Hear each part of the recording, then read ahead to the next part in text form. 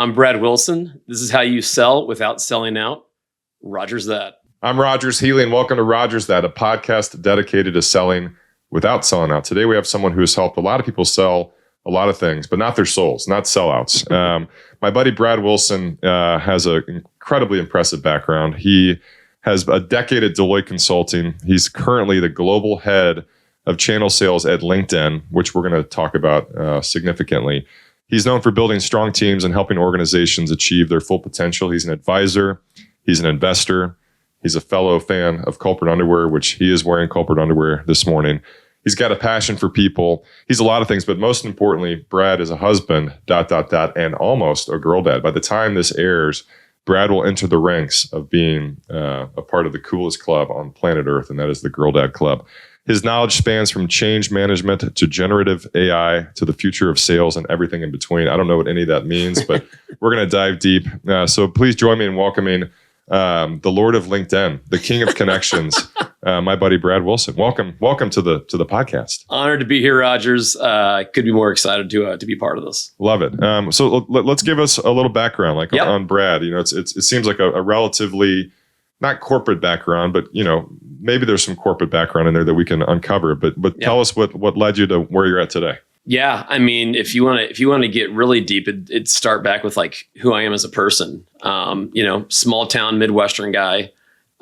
Grew up in a small town in Missouri. I thought you were going to say you were from Mars. I'm not from Mars. So I'm surprised it took you this long to ask about the Occupy Mars. I had it in the back of my head, but are you from Mars? I'm from Missouri, which can be Mars to many people on the coast. Yes. But for me, it's just called a home. Well, let's talk about the shirt. The shirt has something to do maybe with the background. So I just finished a long drive from Oregon back to Dallas with my wife. And so what do you do when you got a long drive? You do books on tape. So we just listened to the Elon Musk biography by Walter Isaacson. Wow. Fantastic book. And so this is the shirt that Elon sells as a part of his promotion for SpaceX. So back to, the road trip from Oregon, being a girl dad, moving to Mars. SpaceX, by the way, hopefully will make money. And I didn't know what it was until I invested, but it's like also like internet with what's the Starlink. Starlink, yeah. So by the time this airs, we're all going to have free Wi-Fi. But a Midwestern guy that had desires to do big things, and then you kind of found yourself, at these massive Fortune 100, Fortune 50 companies. But what led you professionally to what you're doing today? Yeah, it really started going to graduate school at UT Austin. It was my first time living outside of the state of Missouri. I was 24. Wow. Awesome experience, and I out of my business school experience, I got a job at Deloitte. So it was the most applied for job out of graduate school, and 4 of us got it. Wow. And spent 10 years really helping companies solve problems that quite honestly they couldn't solve for themselves. And so what I would say is consulting allowed me to build a mental model for like what good looks like. Huh. Right. So whether it was sales, operations, finance, IT, whatever, broad-based experience solving problems with like what I'd say is like front of the page company type news. Is what I was working on. How do you, just an ignorant question, but how do you do that without having to, obviously you got to be agnostic to the industry. Yep. If you're a consultant for a Deloitte or one of is it big 3, big 4? Big 4. One of the big 4s. How do you do that from a genuine perspective without having true experience in that industry? Yeah. Asking just kind of as a fan, but also just my ignorance. I've always wondered, how do you go there and just take an unspecified, view of a company that maybe you don't have experience working in? Yeah. I mean, a lot of it comes down to one, what's the skill set that you bring as a consultant? So I came in as a senior consultant, broad-based experience. I knew how to solve problems. I knew how to communicate. I knew how to, analyze industries. I knew how to build a financial model, kind of all these rote core business school skills. All because you studied. All because of my business school experience. And then you get put on teams where you have, senior leaders that are deep into their own industry. Was that overwhelming the first time? Because I was a terrible student and I did not study what you studied. I did not go to graduate school, but to go from modeling it to actually having somebody rely on you, which affected their livelihood. Do you remember the first time you did that? Yeah. I mean, I'll go back to the original question, which is, was I overwhelmed? I mean, I think I was overwhelmed when the first project I went on site. I had a backpack. And my manager, the first thing he said is, hey, if you want to go be a partner, you need to act like a partner. Get rid of the backpack. Really? I have a backpack. So that was a little rude. Obviously, I have a backpack I have the now. same Things backpack have changed that I a had little in college. bit. All I do is backpacks. It's better for your back. I've got a bad back. Backpacks is the way to go. Have you done a ruck pack before? I've not done a ruck pack before. Oh. No, I did not. It's pretty awesome. I'm really big on the backpacks that fit on the back of my my luggage, so I only have to pull it with one hand. What an old man conversation we're having here. It absolutely is. But back to being 24 and helping people solve their problems. So it's all about the team. Like just like you and you're running a real estate agency or you running a venture capital firm, it's all about having senior leaders that want to practice an apprenticeship model, right? So I was ambitious. I was insatiably curious. I had some core skills, but I didn't know industries, right? And so I found some mentors that brought me along, would staff me on projects, and I just kind of followed them from project to project to project. Do you feel like you had a bit of entrepreneur spirit in you? I would say I have an insatiable curiosity to learn. That is something that was born into me at a young age by my uncle. Even in the middle of Missouri, he had 3 degrees, 2 undergraduate degrees, went to Rice. Wow. And he just poured into me. And so I've been insatiably curious all my life. So how do you do that where you have, like, again, as a consultant, you kind of have one goal, which is to fix something or give them the option to scale or maybe to get acquired. At what point are you kind of out of questions? And is it when you work yourself out of a job? I think a lot of it comes down to scoping and planning. I know that sounds really boring. It's not a very sexy thing, but the ability to plan things out, set milestones to create scope for the work that you're spending time on, that creates kind of the bounds and the lanes from which you can operate in. Otherwise, to your point, you're never like if you're on a continuous journey of improvement, you're never really there. It's a continuous journey. So I'll parallel this into being a father. Yeah. And I remember, you and I are part of the awesome club of Girl Dad Club, but also like having kids a little bit older in life is such a great blessing. And a few years ago, a guy that I used to be friends with told me, he's like, isn't it crazy that when you become older, you don't use your imagination anymore? And it kind of changed my life forever because I have used my imagination. And as when you hold your daughter and as you see her grow up and, you're part of that, like you want to be a part of that experience. And so do you feel that kind of part of the journey that we've had as, kind of career people, you've lost a little bit of the excitement of being creative, which is maybe why you've pivoted into other careers? Yeah, I think he's referencing his notes. That means I asked a good question. You asked a great question. You always ask good questions. You should be on TV. Wow. The Oprah of Dallas, Rogers Healy. Wow. You get a free car. It's this big. It's a little bitty car. It's a 4-wheel or a Hot Wheel. I mean, I think what's worked for me at least, and I'd say like me dabbling into some other things probably has been more of a recent phenomenon. But I think a lot of it comes down to having like a core competency, right? And my core competency, I think, is building relationships, connecting with individuals, and solving problems. Sounds really generic, but as a seller, one more time, tell us that again.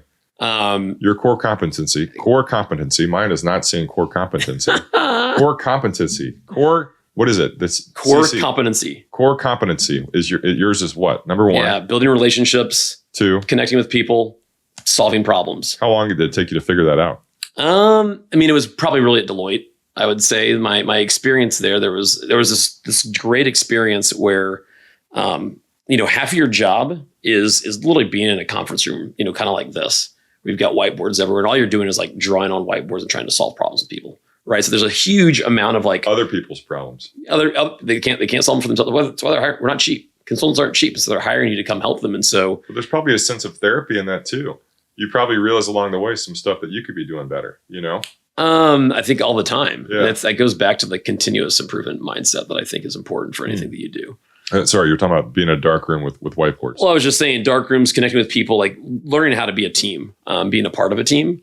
And then you combine that with having like deep technical knowledge. And so there's like always 2 sides of, I think, being a great consultant. And for me, the connectivity piece was so easy. My grandfather sold furniture. My dad was a community banker, right? So I think working with people is something it's always not, I wouldn't say it's easy, but it's always something that's given me energy. And it's just been fun. And so trying to combine that with the ability to bring insight and to structure and frame problems and help them solve it is extremely gratifying. So talk to me about the connecting with people part. So when you work as a consultant, how Yep. long are the relationships usually supposed to last? It depends on the length of the project. I mean, 3 to 6 months is average. The longest project I was ever on was 2 years, which is actually my last project. So 3 to 6 months, you're on a project. You probably become friends and you have a relationship with the people you're working with, and Deep. then you're done and you're on to the next. Yep. How do you do that as a consultant without, with being sincere and being genuine, knowing that you're kind of on to the next as soon as your work is done? Yeah, there's a term I like to use with my team. It's called speed to transparency, right? And I think you just get real pretty quick. That's one thing I think my German Midwestern background has offered me too. I like to be pretty honest and pretty open and hopefully constructive, but I think you just get real really quick. And the other thing I try to do is always make sure when there's might be tension or there might be a challenge, like my goal is always to focus on the problem and the challenge and never the person.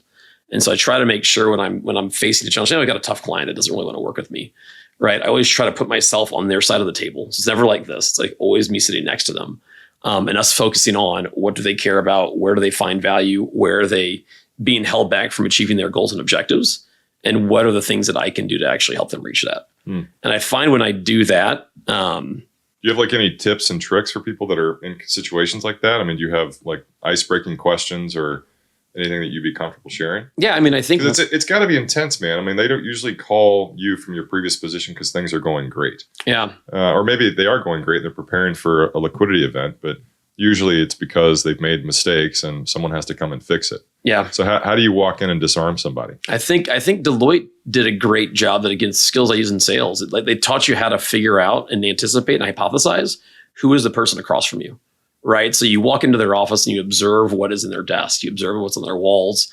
You start asking questions about what's going on there. You get them to talk about themselves. Everybody loves to talk about themselves, right? And so the more I could do that super early on. Do they really though? Yeah, right. Literally got his name on the wall. Oops. Yeah. But I find out when I get them to do that, that breeds into my ability to help diagnose and frame and hypothesize on what they care about. Right. And then I want to make sure I check in all the time. I'm like, hey, is this what you're saying? I try to play back what I hear them say in ways that I understand. So then I can actually help have a conversation in terms that they understand that helps me frame and position what I have to offer, whether it's selling a piece of software, whether it's selling an advertisement, or whether it's selling a framework to solve a problem. It's all about trying to get inside of the person's head across from you and then talking in a way that they talk. So it's a great lead in. So you go from literally personal, intimate relationships to working for a company that it's all about connecting online. There you go. Right. So what was the transition from Deloitte, from the big four, to LinkedIn, which is obviously something we've all learned about? And I told him before we started that my single biggest networking or even, just leadership and sales mistake I ever made is that I always had a LinkedIn account, probably for 15, 20 years, but I never leveraged it before COVID. And it's frankly because I didn't think I belonged on LinkedIn and I was afraid that I would be just a guy in a suit. But it ended up being probably the number one lever for me, period, for making new connections. So how did that transition work? And was it a difficult one, knowing that your superpower is disarming people, making them feel comfortable in person? Yeah. I moved into sales in about 2015 at Deloitte. I decided consulting was not what I wanted to be doing full time. Moved into sales. They moved me to New York, and LinkedIn literally reached out and hired me on LinkedIn, shockingly enough. And Seriously? Yeah, absolutely. They had a segment, a new business they were trying to build where they're bringing individuals that can completely own accounts, right? And sell all 4 lines of business to one customer. So I had a team that solved problems for 6 customers. And I literally brought the full power of LinkedIn to any customer. So sales, marketing, talent, learning. And so Deloitte. Were you a big user before? So I was a huge user before. So LinkedIn started, the platform opened up in 2004. I think I had a profile in 2005, 2006 timeframe. Like I was an early adopter. And so I loved the product. I wouldn't say I was always posting things, but I always knew the concept of having an online resume was going to benefit me somehow. I just knew insatiably like there was a reason why I was going to be helpful. And so I always called, even before I started LinkedIn, I always called LinkedIn the one social media that provides value for your life. No other social media really provides value for your life, right? Like most of it's a distraction. It is something that you do when you're stressed. It's how you like disengage, right? And I think LinkedIn is a profile where you actually are a platform where you go and spend time and you're getting these rich insights about what's going on with the world around you. I might get a tip about leadership. I might get a tip about how I solve a problem. I might get a tip about how to connect on a podcast, right? There's just so much great professional advice that's on that platform. So I don't know if there's one time I've just been scrolling or I've not found an article that was insightful or I found something that actually helped me think about, a concept differently. On behalf of everybody, how do we get rid of the bots, the spammy bots? Well, we try to. I mean, trust me, we've got a trust and safety organization on LinkedIn that's absolutely fantastic. We know at LinkedIn that if we do not create trust with our members, we know that we don't have a product. So we would say as a part of our culture, we're a members first culture. And so, I want to apologize to the women that have gotten, hit on through LinkedIn, and the men, and the men. Sorry, and the men. Don't want to leave anybody out. But we try to do a great job of preventing scrapers, from preventing bots, and preventing like unnecessary and it's behavior that you wouldn't see at the office. Yeah. Right. The mindset of LinkedIn when you're on the platform is you're at the water cooler. Right. Twitter's kind of like the sports bar. I love this. LinkedIn is the water cooler. People always told me that LinkedIn was Facebook for suits, which is not true. Not true at all. And that's why I think I ran from it, is that I was so afraid to have a personality or dimension. Yep. But it's not. Okay. So once again, LinkedIn is the water cooler. Twitter is the sports bar. What is Facebook? Where your grandparents hang out? I'm not really sure. And then Instagram. I love you, Grammy, but it's just not. It's in Instagram. I'm a little bit of a user of Instagram, and it's mainly to like communicate with friends. Well, what is Instagram for the parallel? Sports bar. Is TikTok the strip club? I don't even. Instagram's the club. TikTok's a tool for the Chinese Communist Party, but we don't need to get. Yeah, I don't have a TikTok account. Yeah, I don't either. I try to stay. Well, hold on. Back to the Lord of LinkedIn, and so you start working there, and you're helping build like these massive, efforts for you're now the global head of channel sales, which is such a massive title. So what was it like with you going from being again a connector in person to working for a company that is based solely online? I mean, I think the biggest difference for me was probably, I would say, more cultural. I actually felt like the mental models that I developed in consulting transitioned really well into sales. And so I don't think that was a challenge. Getting used to the culture was different. And LinkedIn's culture and values, what I'd say, is totally what differentiates the company from, a lot of other places to work. By far the most employee-centric company I've ever worked with, right? And so they tell you to bring your authentic self to work. They talk to you about bringing, about the belonging as being a differentiator. I've never really thought about that, right? But like belonging being a differentiator for your employees. So we have a problem at LinkedIn. We can't get people to leave. Like they stick around too long, quite frankly, because it's such a great place to work. Not a problem. Not a problem at all. But it's but you also want to, again, you want to create change. You want to bring new ideas, new mindsets to bear. And so sometimes you want to have change. Sometimes it's a good thing. Can I ask you a probing question? Please. Will you endorse me for Excel? If you can demonstrate to me professionally that you can use Excel. Would you endorse me for real estate? I could, although if we don't have a real estate based relationship, based on the feedback and the personal brand you've developed over the years, I probably could. This is Deloitte. Can you endorse me for communication? I could do that for sure. Would you please recommend me? For in what respect? For Excel and communication.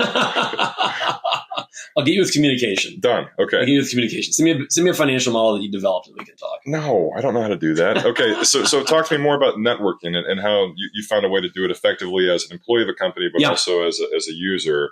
Yeah. And people that are watching this, it's people like us. It's people that and listening to it. It's savvy professionals that want to continue to enhance their relationships. But from your perspective, how do people leverage a tool like LinkedIn and to take your sincere Midwest approach, New York guy that has been between some massive companies? How do we lever it for our better?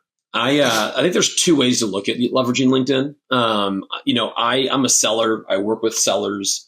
My team are sellers, and so I think about LinkedIn first from that mindset. And LinkedIn is a great framework for helping you identify, understand, and connect with people that you want to meet.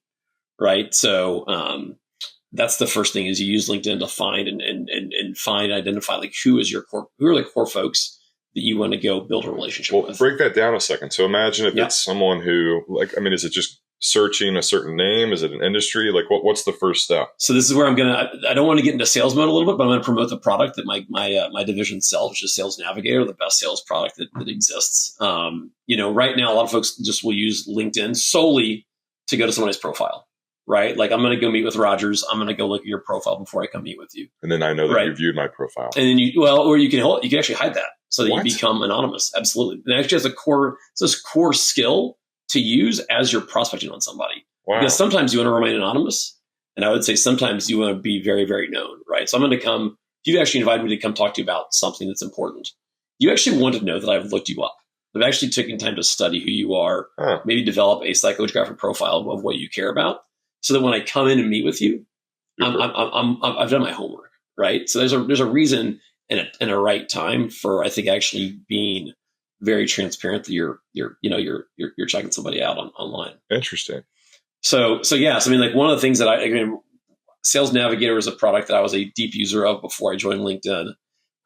It has 25, 30 filters from which you can find literally anybody. If you want to go find people in the 75206 neighborhood that make over $100,000, that maybe has a background living in New York or California, right? You can go do that on LinkedIn, right? So if you actually want to create a market for yourself that you can go talk to your manager about, I think Sales Navigator is the best tool out there. And it's going to be leveraging on, a set of profiles, literally 1 billion profiles is on LinkedIn right now. Good Lord. And so you're going to have... And they've all endorsed me for Excel. And then they congratulated me on my work anniversary.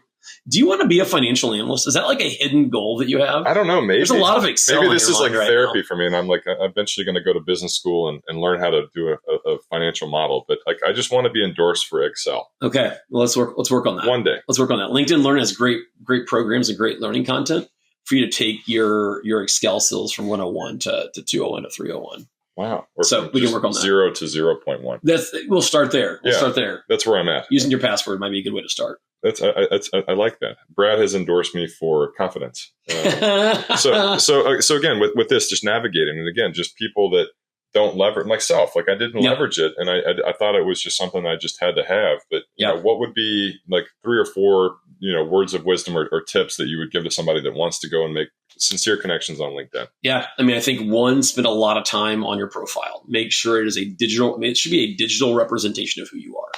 If you're having trouble, if you're getting confused about what to do, go literally search in Google Rock My LinkedIn? No, it is Rock Your Profile. Rock Your Profile on LinkedIn. There's literally presentations out there that talks about how to create a headline, how to create a summary, how to fill out experiences in ways that recruiters are going to get excited about, right? Or prospects. And so there's a very definitive style in how you can do this. And so that's the first thing I would do. Second, I would build in LinkedIn as a part of your your daily cadence, right? So every time I go meet somebody new that I've not met, like literally the next thing I do is I connect with them. 3, I want to make sure every connection that I have is actually somebody that I know. Yeah. And I think it's a really important component for what my goals are, which is connecting other people, right? I don't want you to ever go to my profile and be like, oh, Brad, I saw you're connected to X, Y, and Z. Yeah.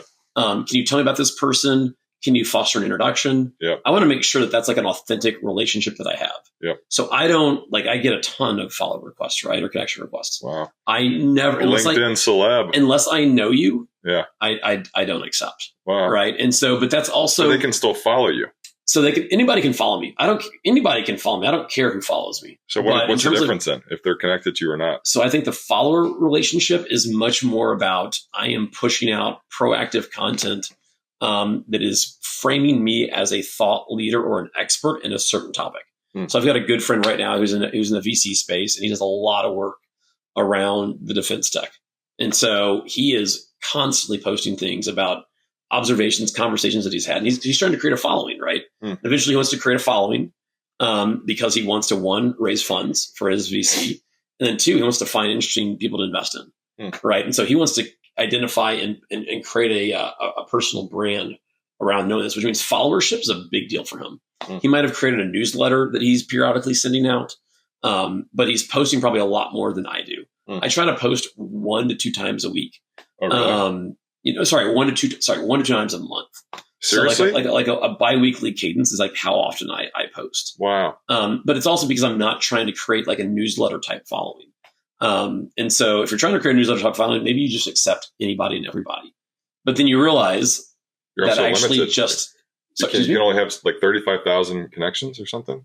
I don't know if there's a limitation on connection requests. There is, yeah. Because I used to accept everybody, and Yeah. then I think last year, 6 months ago, we hit our limit. You hit your limit. That's not impressive. I'm just saying it was just like not everybody's Roger Seeley. That's for sure. I had to literally. It was painful. We had to go and remove some so I could actually have real friends that we're connected to. Which again, that's all part of me learning about this. And I don't want to be selfish with asking you all these questions because a lot of them are focused around me. But talking about the future of sales and how AI, I know that when we had coffee a couple of years ago, I'm still very ignorant to it, but that's something that I think you're passionate about and, have taken pride in helping lead the brigade with. Yeah. I wouldn't say I'm an absolute expert on anything AI, but it's obviously one of the things that I think LinkedIn is doing a lot of really interesting stuff with. Mm-hmm. And so, we had a kind of a company kickoff call a couple months ago, and some things that our leadership said that I really resonated with is one that AI is going to, it's going to reduce the floor, but it's going to raise the ceiling, right? There's going to be a fundamental shift in the labor market. Like it's coming here. Like, shifts in the labor market always, are always not super evident by what your economic realities are right now. So you might be working right now and be like, AI is this thing that I read about on the Wall Street Journal. I might see it on CNET, whatever, but it doesn't really impact my life. And even if it does, it's like a small way. AI is going to fundamentally change everything that we do in the workplace. And so I would always suggest to anybody that is trying to learn, develop, and grow, it is get familiar and get educated on the power of AI, and more particularly generative AI, because it's coming. What does that even mean? What is generative AI? Yeah. So generative AI and AI are two different things. And so if you think about it, AI has been around for decades, right? And so AI are one of those things that, at LinkedIn, you might get a recommendation that says jobs you may care about, people you may know. Those are like things that are AI centric that have been happening for literally decades. Generative AI is what shifted when ChatGPT obviously launched about 18, 20 months ago. Generative AI basically is a technology that allows you to, one, communicate with it in, natural language, right? So I can talk to it just like I'm talking to you, very natural language, but it's also creating what I would say is net new knowledge based on data that's contained within the large language models. Good Lord. And so it's a lot of techno speak, but it is, again, it can make tasks a lot easier. So the most easy thing that you probably see and most of your listeners see is that you can just auto write emails, right? A really, really easy way. So I just did performance reviews in the last couple of weeks for my team. I will tell you this, every performance review I did, I was leveraging the power of ChatGPT and AI to accelerate and to make tasks that I would suggest is they say is the drudgery of work, right? The tax for doing work, they make that go away. That is the beauty of AI. Is for sellers, what is the tax for a seller? What is the what? The tax for a seller, the drudgery of work as a seller. God. Like sellers don't want to do forecasting. They don't want to fill out their CRMs, right? They don't want to spend all their time emailing customers, right? They want to be doing face-to-face, in-person meetings where they're solving problems and adding value to their customers. What AI is going to do is it's going to, again, remove the drudgery and the tax of work and allow sellers to spend more time doing the things that they love. Okay, so as a girl dad, as a husband, and as someone that, for real, I want to kind of bring it all full circle. How do you plan on leading your daughter as a father? Well, I'm serious. Relationships are always going to be crucial, but it's the world is becoming so much more efficient, which maybe means we lose a little bit of the intimacy of relationships. And so, what's your advice for still having authentic, real friendships and relationships while leveraging, the future of technology and AI? Yeah. I think heavy question, but it's a really heavy question. And I probably think about it in a series of overlapping circles. I know that's kind of a weird illustration, but I think you always want to have your core. right? The core should always be like your family, right? Like that's the people that you literally are giving your life to, right? Like I I'm an older parent for the first time, and it's obviously Nothing wrong with blowing my mind right now. Mm. But like I kind of am accepting that I'm going to be a steward for this life for 18 years, right? Then they're going to go off to college and they're going to go be a human and an individual, and my influence is going to get smaller. So I've got 18 years of this little life, and so that's core to me. And so I am going to be doing my best to instill wisdom and to build values into this human that's going to allow them to interface and confront a really complex world and do it on their own, do it without me. So that's core. Second, I probably think about community, like think about your friends, think about your colleagues, people you're spending a lot of time on. That's where I probably am a little bit more apt with using technology, right? I might be a little bit less worried about like having a face-to-face conversation with all these people on a daily basis. That's where you can use scalable technologies like LinkedIn, like texting, to stay in touch. And then I use things like Instagram and LinkedIn to connect with that kind of wider world where there are people that I might not need to spend every moment with, but I still want to make sure they know kind of who I am. Does it scare you where the world is headed, or does it excite you knowing that we cannot change it? I mean, I'm a big fan of the concept of like you draw a circle around you and control everything within it. And so I don't know if I can always control where the world is going when it comes to technology, when it comes to, pressures that young people face.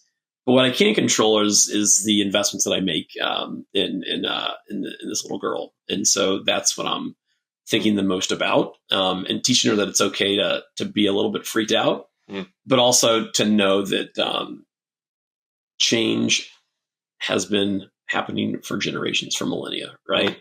And the things that people were seeing 100 years ago, right, when the Industrial Revolution was happening, they were farmers. Right? All of a sudden, there were these machines that were processing product. They had no idea what this was. So change is imminent. Change is always going to happen. So I think it's making sure you have the values instilled in individuals that make sure that they don't change while the world around them does. It's really wise. I'm going to fire off some rapid fire questions. Rapid fire. Love it. Best advice you've ever received? The best advice I would say I've ever received, and I'm going to use this in a sales context, and it's going to be kind of corny because it came from a book from Zig Ziglar, obviously Dallas guy, but he said, my dad is here and he is the biggest Zig Ziglar guy of all time. I love Zig Ziglar. Literally. He is he's old school. He was a Dallas guy. He's a Dallas guy. Absolutely a Dallas guy. But he said, the mission and goal of sales is to remove the obstacles that prevent your customer or your prospect from understanding the value that you bring. One more time for all the people in the back. For the people in the back, it is the goal of sales is to remove the obstacles that prevent your customer or your prospecting from realizing the value that you or your product can bring. Wow. And so that is how I think about sales. That is like literally my mission in sales. It's not about, it's not about like trying to swindle somebody. It's not trying to persuade somebody. It's literally saying I've got a product or a service that literally is going to make your life better. And I just want to make sure I can do whatever I can to make sure you can see that as quickly and as clearly as possible. Man, that is thorough and deep and Googleable. Advice you would give your 20-year-old self, knowing that, you took a pretty traditional path to get to something that was not traditional, but looking back, what would you tell yourself when you were in the grudges of undergrad, postgrad, and then working for consulting all the way to New York? You meet your wife in Central Park and all that. What would you go and reflect back and tell yourself? Yeah. I think the biggest thing I'd say is like, don't worry. I think my personality breeds me to like anxiety and worry that like something's out of control. Something's not going to happen that I know is going to happen. Same. And I would say personally, I had a big challenge with that, literally that transition from college to being a professional. And I would just say, work hard and don't worry. It's going to be okay. I love it. You're a learner and you're a studier. You love books. You love history. You get to have dinner with any historical figure. Who is it? I'd say right now, there's a guy named Abraham Kuyper that a lot of folks probably on this podcast have never heard of, but he was a Dutch philosopher, theologian, journalist, politician. He was truly what I would call like a balanced man. but his core was solid about who he was. And so I still read quips and quotes about him because he was just so brilliant. And so unbelievable. I feel like I'd come away with that dinner knowing a lot more than I do now. I thought you were going to say Elon Musk. Not Elon. Elon's a little crazy for me. He's nuts. You're wearing a shirt about going to Mars. But I love him. He's a little crazy. I'd rather. I've had a buddy that's worked for Elon's companies, and I'll just say this: I don't know if I would work for Elon's companies now. If I was 20, 25, and I knew in my career and willing to be like, hey, I'm going to go on a 5-year mission with Elon, I would do it. I definitely wouldn't do it if I was our age. I love it. 2 questions left. Yep. This next one is probably the most intimate you've ever been asked. If we could endorse you for one skill on LinkedIn, what would it be and why? I'm actually kind of being serious. Yeah. Actually, I'm being serious. We get to endorse you for one skill on LinkedIn. What is it? And it can be any skill. It can be business. It can be personal. It can be faith-based. What is it? It would be, I think you just hit upon it a little bit earlier. It's like how to be insatiably curious. That's your word. You love the word insatiable. Did I say that a couple times? Yeah, it's good. It's your word. Wow, my buzzword. Yeah. I like it. But yeah, how to be curious without it wrecking your career. I think if I was a child, I think I'd be ADD for sure. My mind is so curious about. You can be ADD as an adult. Yeah. And I think now that's people are like, that's a bad thing. I was looking at a family that fostered that, and we're like, hey, foster that curiosity. And so, but at some point in time, you got to sit down and get stuff done. Yeah. So LinkedIn has a mantra dream big, have fun, and get shit done, get stuff done. Sorry, it's okay. Yeah. And I think that trifecta is a really valuable aspect to have when you are somebody who is always wanting to learn about the next thing. I love it. Last question. What is the best way for us to support you? How do we follow your journey? If you don't know him, do not add him on LinkedIn. Follow him. But how do we best support you with your mission to leave the world a better place and to potentially occupy Mars? I love this question, and honestly, it's going to sound corny, and I'm going to get back to my Midwestern roots. Be my friend, right? When I call, answer. When I need advice, reach out. If I need a motivational speaker to come to my team meetings, right? Respond to that. But just being a friend and being a connection is, I think, the best way. In real life? Absolutely. And in LinkedIn. LinkedIn and in real life. Digitally and personally. Unbelievable. What is your LinkedIn profile, please? Oh, my LinkedIn profile? It is, oh goodness. It's really, you got to know that. It's linkedin.com/BBW2103. Noted. There you go. What does BBW stand for? It's my initials. I'm joking. Obviously. There you go. Okay. Yeah. Just making sure. There he is, the king of networking, the Lord of LinkedIn, the guy that's done it right. And by the time this airs, you're going to have a little baby girl. When is the due date? January 24th. Wow. You ready? We're getting there. We need to finish the nursery.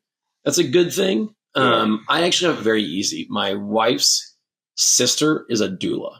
Oh, no way. And so I would say, obviously, the thing we're getting the most freaked out about is obviously childbirth. Yeah. And so I'm not going to be in there just me and my wife. My sister-in-law is also going to be in the room. Fun. You know what you will not be endorsed for come January 25th? Sleep. Yeah. Yeah. I will admit I've been endorsed for insomnia. But Rogers, you used a night nanny. I know. For sure. We invest we're investors in Harbor. Yeah. We have absolutely. Kevin Lavelle. Yeah. Hey, Kevin. Yeah. Hi, Kevin. Sure. The night nanny is going to be a game changer. 100%. 100%. Great job. Thanks for doing this. Anything that we didn't touch on? I know you were very thorough with notes, but I mean, we touched on kind of everything. We jumped around a lot. I hope it was entertaining. I hope it was fun. It was awesome. I hope it was informative. It was really good. You've got a very impressive roster of interviewees. Well, nothing like LinkedIn /BBW0315. Close. That was actually the last 4 digits of my social security number you just named off. Whoops. It was very impressive. That's his password. Now you can log. What's your bank account? Yeah, exactly. Great job. That was awesome. Excellent. Thanks, Rogers. You're welcome, buddy. Good job.